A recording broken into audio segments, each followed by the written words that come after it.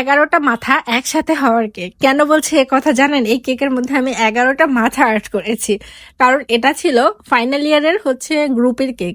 Final ইয়ারে যারা friend circle ওরা ছিল, ওরা আর কি গ্রুপ করে এই কেকটা নিয়েছে। হয়তো বা ওয়ান ডিশ পার্টিতে এই কেকটা প্রেজেন্ট ছিল, আমাকে ছবি দিয়েছে, ওয়ান ডিশ পার্টির মতোই আমার লেগেছে। কিন্তু তাদের কেকের উপরে লেখা ছিল যে 4th ইয়ার ফ্যামিলি। এর জন্য হয়তো আমি বললাম যে 11টা মাথার ফ্যামিলি। কারণ তারা ফাইনাল ইয়ার মানে 4th বর্ষ এবারেই তাদের শেষ। হয়তোবা এরপরে যে যার কর্মসংস্থানে চলে যাবে। আর এরপরে হয়তোবা ফ্রেন্ড সার্কেলদের সাথে কন্ট্যাক্টটা ঠিকই থাকে, কিন্তু যোগাযোগটা খুবই দেখা সাক্ষাৎটা খুবই কমই হয়। তাই এটা খুবই স্পেশাল মুহূর্ত। তার জন্য কেকটা বানাচ্ছি। কেকটা ছিল 1 পাউন্ডের ভিতরে কেকটা। আর 1 পাউন্ডের ভিতরে আমাকে ফ্ল্যাট করে করতে বলেছিল, 2 পাউন্ডের মতো করতে বলেছিল। কিন্তু 1 পাউন্ড কেক 2 পাউন্ডে করলে সেটা তো একদমই ফুলবে কম। আর পাশাপাশি কেকের স্লাইস অনেক বেশি পাতলা হবে, ক্রিমের পরিমাণ বেশি লাগবে, কেকটা খেতে একদমই ভালো লাগবে না। যার কারণে আমি 1 পাউন্ডের কেকটাই সেম ইনগ্রিডিয়েন্টসে আমি শুধু মোল্ড চেঞ্জ করে 7 ইঞ্চিতে করেছি। এতে কেকের পরিমাণও ভালো ছিল এবং কেকটাও মানে খুব ভালো হয়েছে। কিন্তু এই কেকটা ফিনিশিং করতে আমার অনেক বেশি সময় লেগেছে, যেহেতু সাইডে বা কোনো রকম কোনো ফুলের কাজ ছিল না, উপরটা একদম স্মুথ করতে হয়েছে।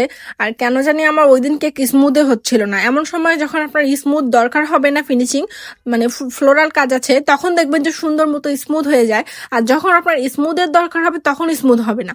আমি পাশে গরম পানি দিয়ে প্যালেট নেক দিয়ে এতভাবে চেষ্টা করছিলাম, একদিকে সোজা করি তো একদিকে বাঁকা হয়ে যায়, এই অবস্থা। তারপরে কষ্ট মষ্ট করে অনেকক্ষণ সময় নিয়ে এটাকে ঠিক করি।